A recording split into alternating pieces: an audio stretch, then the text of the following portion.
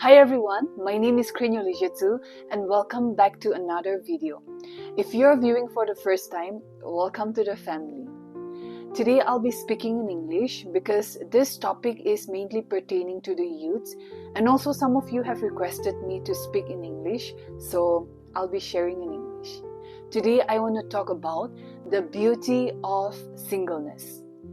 You know, Valentine's Day is right around the corner, so I thought that this is a very good time to be speaking on this particular topic because during this time, couples would be celebrating, but there are many people who are single and who feel disappointed or who feel lonely. So if you're someone like that, this video is for you. Have you observed or not?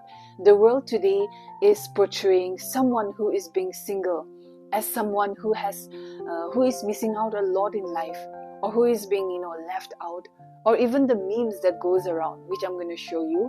It portrays singleness as being living a pathetic life or living a very lonely life. So these are the memes.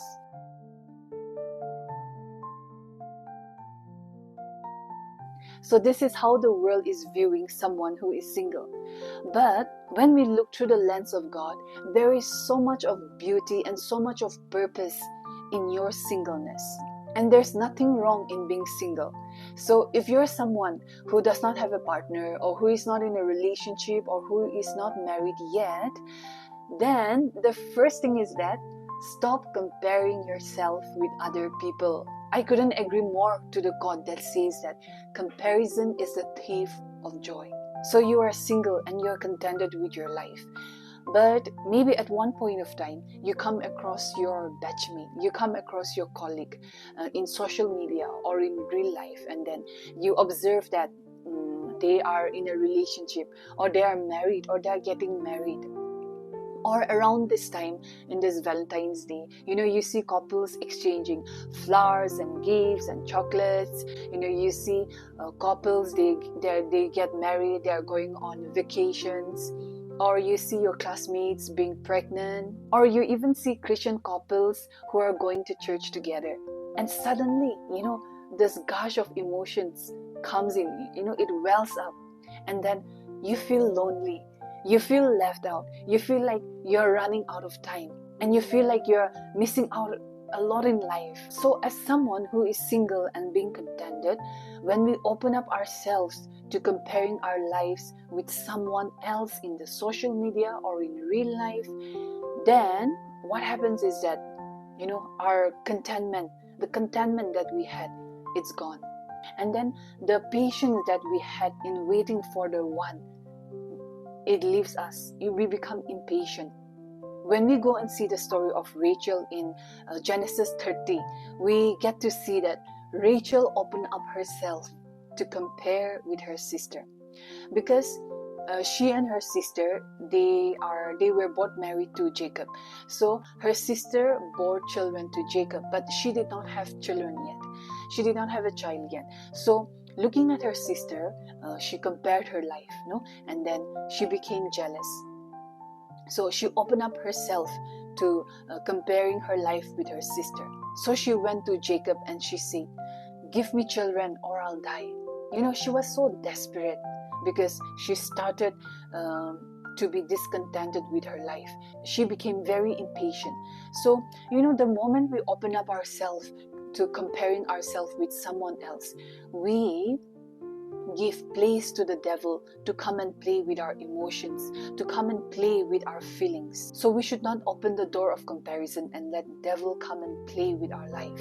So we need to understand that all good things God's going to give us at the right time if we continue to hope in Him, if we continue to have faith in Him, believing that He is aware of our singleness, believing that He knows what we desire, He knows what we want. So let us not compare our life with someone else, but let us start embracing our singleness. Let us start to be contented with our single life, because this is just a season. Secondly, marriage only complements your life. If you're single and if you're someone who is seeking for love, If you are feeling emptiness in your heart, if you are having that void in your heart, and if you think that, oh, if I get a girl or if I get a guy, this void in my heart, this emptiness in my heart will be filled. If you're someone who is thinking like that, then that is a wrong thought of yours. That is a wrong perception of yours. Because we need to understand that relationship or marriages only complements your life. What will complete your life is God's love. And if you're lonely, or if you're trying to find an escape from your problems or from being unloved, go to God, and He is going to meet you exactly where you are. And God is not going to leave you half-hearted. God's not going to give you a broken heart. God's not going to cheat you. When you go to God with your loneliness and your emptiness or your problems, God's going to help you. And God's going to fill us with His love and with His power that nothing ever will be able to replace that. And in your singleness, when you seek the presence of God, when you're filled with the presence of God, and when the right time comes, and when you're in a relationship, then the love that you have from your heart is going to overflow, and it's going to water your marriage, such that your marriage or your relationship is going to be beautiful. So don't go searching for marriages to complete you, but first seek the love of God, because that is what our hearts and our life it needs. Thirdly, if you're single, don't rush. If you know that that guy or girl is not right for you, don't rush to get married. Don't rush to get into that relationship, because many a times when we make hasty decisions, we tend to land up ourselves in trouble. So don't rush to get into a relationship with that partner because of peer pressure. You're 30 plus, and then your batchmates, they already got married, and you're the only one who is left. But still then, don't rush. Or maybe because of societal pressure, because of your family, you meet your family during an event, and then they ask you when you're getting married, and you feel that pressure. Or sometimes your family pressure is also there. Your younger siblings, they're all getting married and you're not getting married. So, that family pressure is also there. However, if you know that that person is not right for you, don't rush to get into a relationship. Especially if you know that their relationship with God is not right. Or if you're aware that when you get into that relationship, your spiritual life is going to be affected.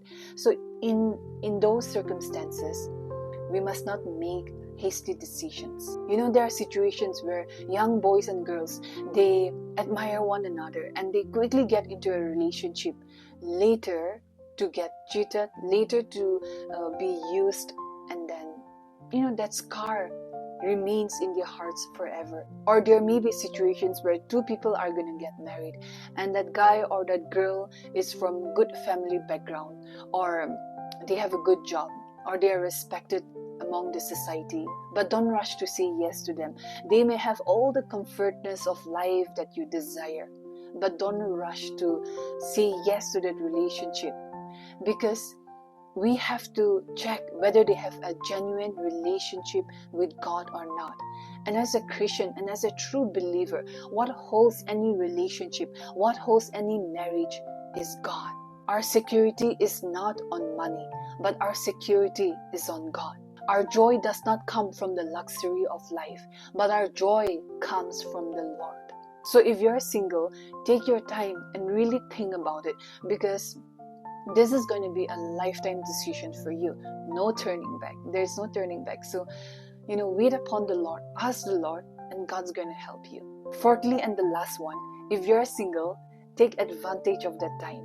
This particular point is not for someone who wants to live a life of celibacy, but this is for someone who is single now, but who plans to get into a relationship, who plans to get into marriage in the future. Because there's no question, someone who wants to live a celibate life, they have already dedicated their life to God. They have already taken the decision that they're going to give their whole time, their whole life to God. So there is no question. But Like I said, this is for someone who is facing or who is going through a season of singleness, to really take advantage of this time to dedicate yourself to God, to give your whole attention, to give your whole self in serving God and in seeking Him. If we look to 1 Corinthians chapter 7, we see that Paul, he goes on to exhort those who are married and those who are not married. So Paul says that those who are married are concerned about the affairs of this world, on how to please his partner. But those who are not married are concerned about the Lord, are concerned about the affairs of God. So this means that those who are single, those who are unmarried, they have enough time to give to the Lord. Their attention is not divided. They can give their whole attention to God. They can give their whole time to God. Because we are aware that, being in a relationship, we need to give time to one another every day. We need to give our time, we need to give our effort, we need to please the other, our significant other. But when we are single, we need not to be thinking about all of these things. Instead, we can devote our time to God. We can seek the presence of God. We can meditate in the Word of God. We can give our heart and our mind to God without being distracted.